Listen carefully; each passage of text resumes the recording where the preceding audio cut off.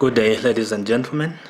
It's me, Mr. Chunga, again, joining you with a presentation to help you with the assignment for English second language teaching for both for the diploma in pre-primary. This presentation is aimed at assisting you when you do your assignments. However, you may not only use this presentation to do your assignment. You have a study guide, so please do contact your study guide as well. The presentations here are in point form, or the content in the presentation are in point form, so you need to look at the questions and see what is expected of you and which content you may use and how you may substantiate on the content that is given. This presentation will help you in doing your assignment. The content is in point form, so use the presentation with your study guide in order to successfully answer the questions. Revisit the question verbs at the beginning of your study guide. The question verbs like discuss, interpret, explain. These are words that are very important in your question. So how much you write on a question depends on the nature of the question verb. The following content is covered in your assignment. The first one is the basic levels of language skills. When we talk about language skills, we talk about it on various levels, and there are about 5 levels that are identified. One is phonology. Phonology is the study of the sound system of language.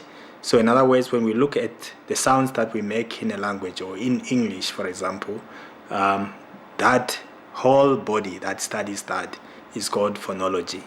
And then we have morphology. Morphology is the study of the internal structure of words. That means how we come up with words. How are the words formed?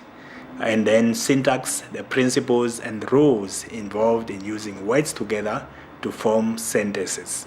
So in other words, all the grammatical rules that are involved in putting words together, this study is called syntax. And the fourth one is semantics. Semantics is the study of meaning. That is the meaning of words, dictionary meaning of words, as opposed to pragmatics. Pragmatics involves how people use language within a context in a real life situation. So the words may acquire social meanings, or words may be said with emotions that that accompanies the words, can also change the meaning of the word. All right. The other topic that is covered is language development. Language development, we look at the factors that influence language development in children. There are 4 factors that are involved. One is social factors. The second one is cognitive factors. The third one is linguistic factors, and the fourth one is conceptual and perceptual factors. Now let's look at each one of these. By social factors, we mean the social surrounding that a child grows up in. That is the siblings, the relatives, the parents, and how these people use language. Do they have time enough? Do they provide enough verbal environment for the child to start learning the language? Okay, social environment affects language development. So whether you have people engaging the child or not contributes to the way the child learns or develops.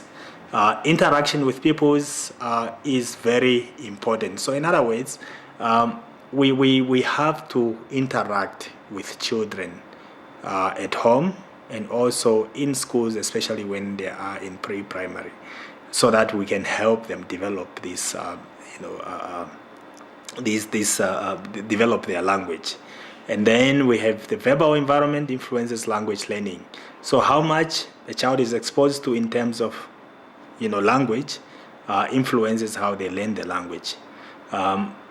People or parents, teachers are actually encouraged or urged not only to speak to children, but to maintain a conversation with children. So you need to be involved in a conversation with them. Don't just ask them yes or no, questions, or speak to them about how are you doing. Once they answer, it is fine with you. Probe more. Ask them to get more involved. Talk about what they enjoy, things that they do, how they view certain things, so that they can also respond, and then you have a conversation. The more they have this conversation, language is a skill, so they practice it, and that helps them to develop their language skills. Then we have cognitive processes or cognitive factors. This is the style and manner in which a child processes language. Cognitive language process style affect language learning. This is also affected by the frequency a child hears you speak. Okay, so again, it helps them to process language cognitively if you speak to them. Expose children to language. As children exposed to language learn faster. So if there is more input, there is more interaction with adults, they are exposed to language, they learn language faster than those that are just isolated. So in a nutshell, the whole idea is that children must interact with language. Linguistic factors. These linguistic abilities influence language development. If in small children, there is a tendency to associate new words with an object with an unknown name. So obviously, they've got that. They will have quite a number of words that they know already, so they can be adding to that whenever they encounter a word that they do not know, and there's an object that they do not know, so they will associate that with that new object. ING forms often associated with an activity such as swimming, etc. So children, because they can pick up and say ING forms are associated with actions in process. Okay, so they can associate them with such activities that can be that takes time to complete. For example, you don't just swim and get out, but swim is an activity that takes time to complete. Then conceptual and perceptual. This is how they conceive and perceive language. Language skills related to word knowledge. So the more they know words, the more they can also learn language better. If children have difficulty recalling words, that means it means less knowledge about the object. So if they cannot remember the word, it's highly likely that they also do not know the object that that word represents. And then you have auditory perceptual skills at 6 to 12 months, an indication of vocabulary size at 23 months. So if they can hear at 6 to 12 months, they can hear different sounds. That means that they will be able to accumulate, quite substantial amount of vocabulary when they are 23 months. Then we have domains of childhood development. There are 4 domains of childhood development, and these are physical development domain, cognitive development domain, language development domain, and social development domain. So these 4 actually completes, the entire development of a child. If one is not physically developed, obviously there is something lacking. If they don't process thoughts, there is something lacking. If they can't speak, then there is something lacking. If they can't interact with others, then there's something lacking. So these 4 forms up, a complete development of a child. Now, what do we mean by physical development domain? Here we refer to motor skills. Motor skills, movements of the body. We say purposeful movements of the body because we move them when we want, to achieve something. Development of gross movements, fine controls, hand-to-eye coordination. So these are also physical development is important for education, because that's the only way that a child can make movements to come to class, move from one place to another in class, and be able to write using their fine controls, be able to follow or to coordinate their hand with their eye when they are writing. Physical development can be measured in weight, height, and body proportions. Okay, you expect, for example, a child of 6 years to have a certain weight and height, So, however, there are children that are affected by poor nutrition and frequent illnesses. So these two can actually affect the physical development of a child. That is why we need to take care of the basic needs so that we take care of the physical development.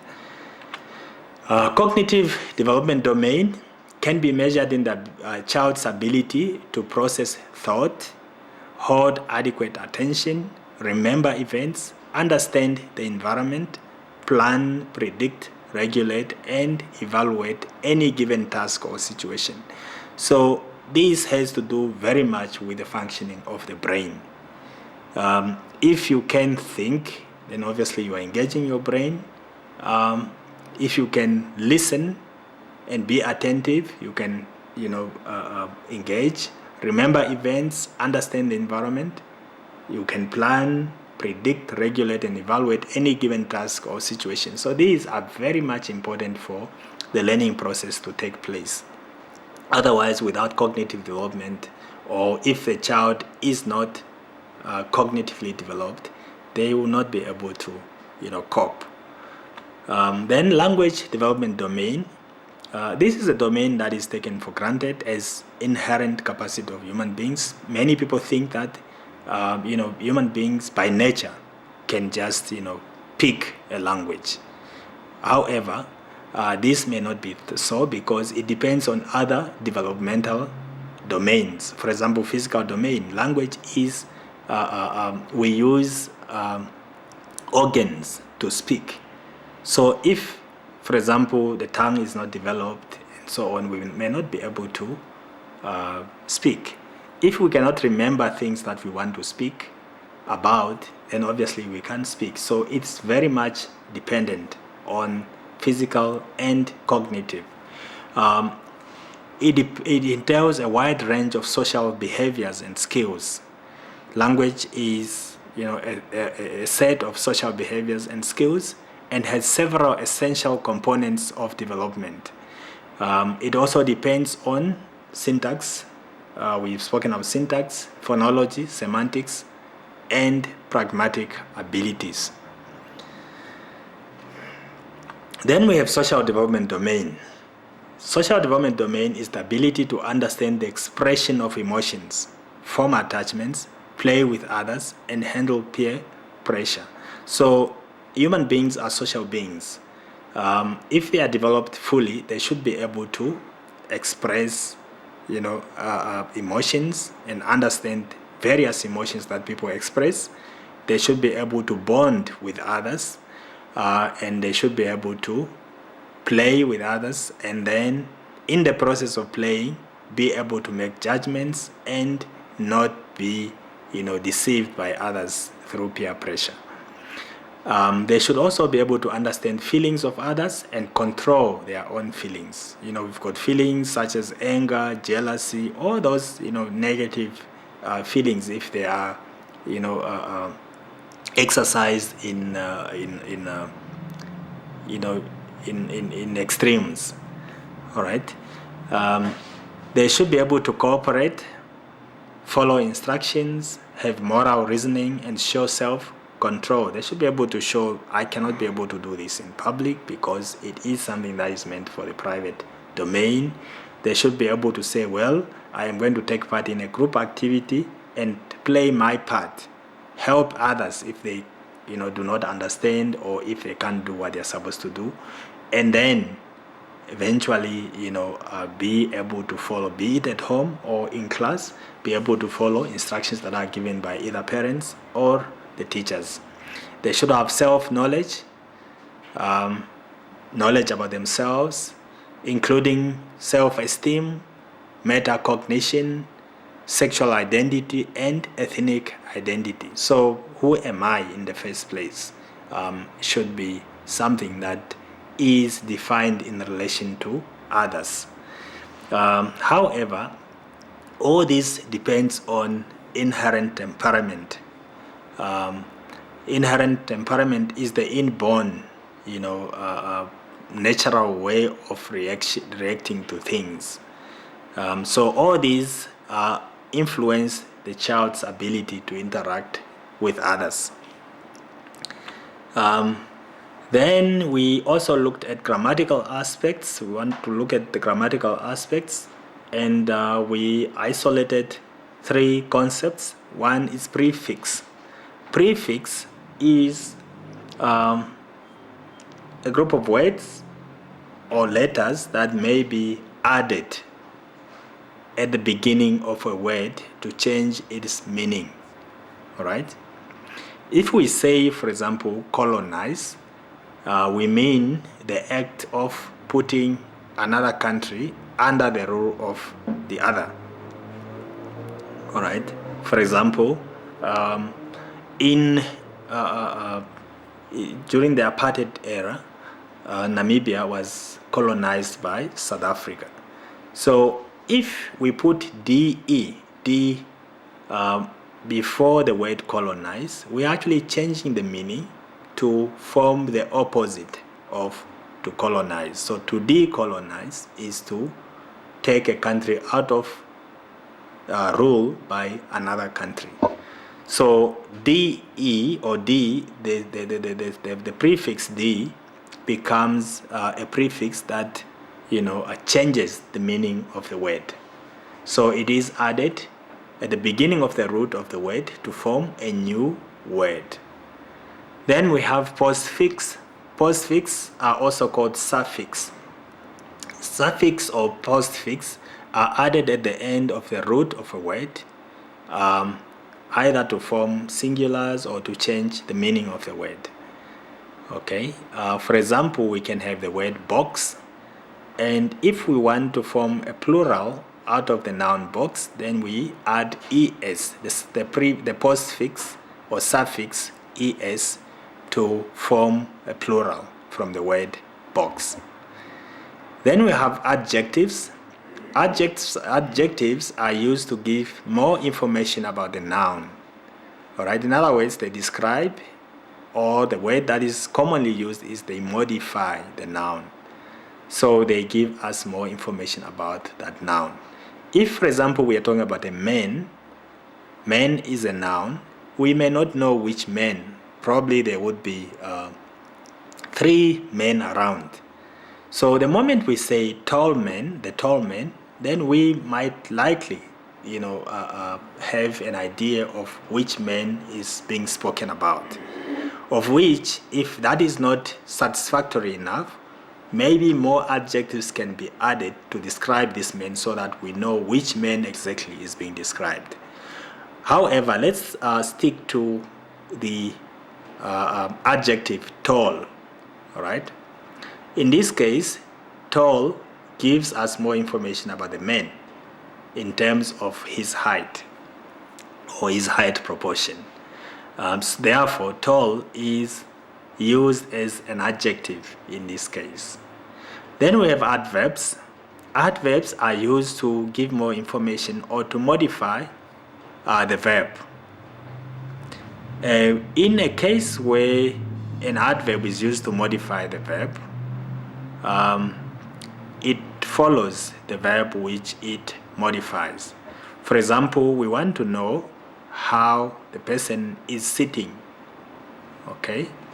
Or the person wants to sit, but they are taught how to sit. So we are going to say sit properly. Properly is an adverb that modifies the verb to sit. Then other adverbs also modify the adjectives. In the phrase very fast car, car is a noun, right? That is modified by the adjective fast. So the moment we put very becomes an adverb that qualifies how fast the car is. Okay, so we can say a very fast car. Other adverbs adverbs can also be used to modify other adverbs. For example, if one says I am sorry, we can use the adverb very to modify the adverb sorry in this case. So we can say I am very sorry. Then the lesson plan that we advocate for, or that we want students to get a grasp of, is Thompson's lesson plan. Thompson's lesson plan has 3 stages. The first stage is the presentation stage. This is at the beginning of the lesson when you introduce your topic. When you introduce your topic, you are going to identify the new structure that is to be learned. Okay, so you are going to explain how you would introduce it to children. Okay, whatever introduction that you have, maybe a short story or anything that serves as an introduction, is in the presentation stage. Then you give them activities to help them understand the new structure and how they will work in the lesson. Then you have the practice stage. This is where you give them activities to practice the new structure. Therefore, if you are to plan a lesson, you need to identify those particular activities you would use. What students do is that they usually reproduce the stages, but they don't apply it to a real life classroom lesson. So it's very important when I say identify and explain activities, you should go into the lesson and say this is what they are going to do in order for them to learn. Then the production stage, it explains how they use the new structure, identify activities again, and explain those activities using examples. All right. So they are on their own now, and they produce the new structure. They use the new structure in different contexts. A good language learning environment. How do we constitute a good language learning environment? First of all, this is English second language teaching, so if we talk about language, we are referring to the English language. As a teacher, it's very important that we use English as often as possible. And we extend that rule to our learners, that whenever they are in our class, the medium of instruction is English, and the content or subject content that we're learning is English, so we interact in English at all times. Provide plenty of opportunities for your pupils to hear English and use it themselves. So they hear it from you, you read to them, maybe you can even play stories to them, and then they also use it. So the whole idea is that this classroom should be used as a platform to hear English and to use English. Decorate your classroom just to captivate their interest in the language. You can have posters, you can display things that are related to language learning, so that when these children come in, they get so much interested in your classroom and they get motivated to learn English. Display word cards and posters on a particular theme on the wall to build the pupils' vocabulary and provide an English reading corner. So if you are teaching, for example, your theme is sports, so you can have words that are associated with sports for that lesson in your classroom, so that the children can see these words whenever they look around. And also provide an English reading corner. Have somewhere, in the classroom, a place where you dedicate to reading materials, where you stock reading materials for children to read whenever they come to your class. Then we have reading activities. Reading activities are very important. Let's not, if we want to focus on reading comprehension, let's not just ask our children to read, and after they've read and nothing happens.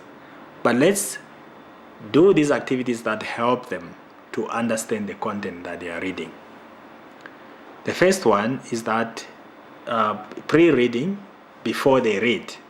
So before they read, engage them so that they get ready for the content that they are going to read. For example, you can ask them if they know anything about the story that you introduce the story to them, and you ask them if they know anything about that, the subject of the story. Show an object which is important in the story and ask what they know about it. For example, if it's about the different types of houses, you show them a brick, for example, and ask them if they know anything of a brick. What is it used for? Where have they seen it? Or you can show a picture of an important character or scene in a story. All right? Then you let them talk about what they think about this character. Ask questions about it. Introduce important words in the story. So that is very important, the words that they are going to encounter in the story. Some of them may not know them. So if you explain, and these are the important words that carry the meaning of the story, it will help them understand the story. Then we look at after reading activities. What do we mean by after reading activities? Once they are done reading, the following activities can be used to help them comprehend. Talk about similar experiences they've had. Maybe there's something that happens in the story, you ask them, have they experienced something of that sort themselves? And then they tell you about it. Draw and color, because now the thing is that, on the first point, the thing is that if they can have parallels, that means they understand what happened in the story in order for them to relate to it. Draw and color a picture to present the character or scene in the story. If there's a character, the main character in the story, you can ask them to draw, imagine this character, and then they can draw and color the character. Retell the story in own words. They can use their own words to tell you what happens in the story. Tell the story from a different point of view. Maybe it's told from a boy's point of view. You can ask if it involves a girl and a boy. Then you can ask them to tell this same story from a girl's point of view. Fill in blanks of a story summary. You can have a summary of the story. You leave out some words and you ask them to fill in the blanks. Or you can ask them to work in pairs to make a dialogue between characters, or equally to dramatize the story in groups. You have them come into groups and create a drama around the story theme. Write letters from one character to another. So if there are things that one character is interested in, you can ask them to write a letter to the other, maybe explaining or persuading them to join them. Then the chalkboard. Chalkboard has been around ages and ages as the popularly used teaching aid. And I'm sure that almost in every class you will find a chalkboard. Even with the arrival of LCDs and other sophisticated teaching aids, still the chalkboard cannot be sidelined. It can be used in all kinds of teaching. You can have, for example, a PowerPoint or the most sophisticated thing, but you still need the chalkboard to scribble on some key concepts that you want to drill home. It is convenient and effective visual aid.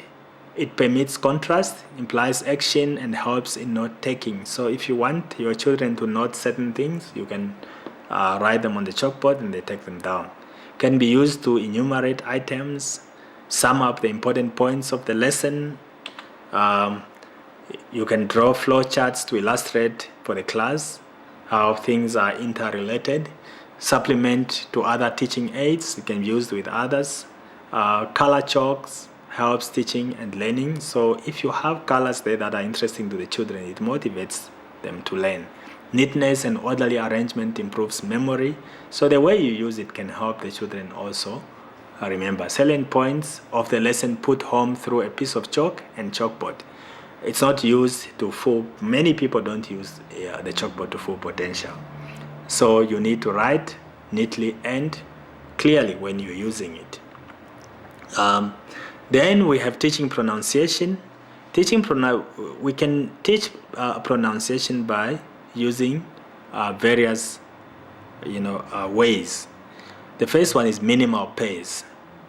Okay, when we talk about minimal pace is when we group words that have the same sound in them, so that we can emphasize that particular sound in those two words. In other words, we are saying the first word has this sound and you can also see it in the next word, so that children can learn to find that sound whenever a word with it is presented.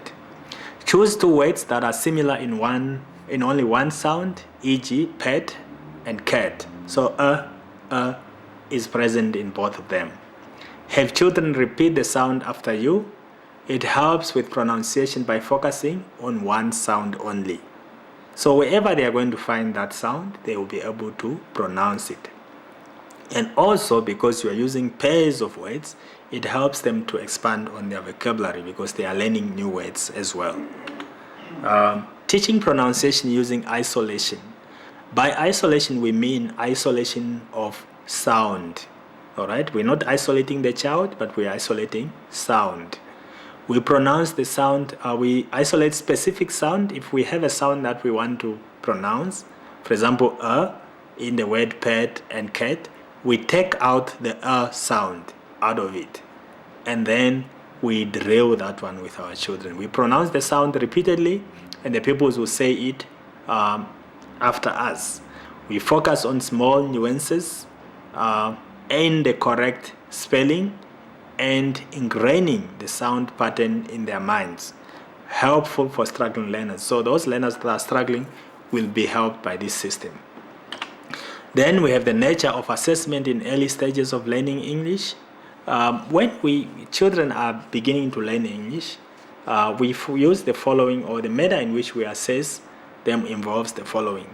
The first one is observation when helping with activities. So we see whether they can work independently, whether they can work in a group, or whether they can concentrate, and we assess them on those aspects. Then we can also mark their exercises, where we can see, administer tests and mark, then allocate marks, and we can gauge out of 10 how much the child get. We can also keep record of people's records. We keep a record for the following. Sometimes as teachers we want to know how our children are doing. School administration needs records of all the children's performance, and the parents also need feedback on how their children are doing. If we are observing children, let's not let them know that we are recording their progress, because then they will be preoccupied with the thought of, are they doing what you expect them to do, and all that in class, so they will not concentrate. So you allow them to operate freely and observe them naturally. That is the end of the presentation. My contact details are, you can contact me at cell phone number 081 6031 561, and on weekdays between or at email timchunga@yahoo.com. You can call me on weekdays between 17 hours to 20 hours. Thank you very much.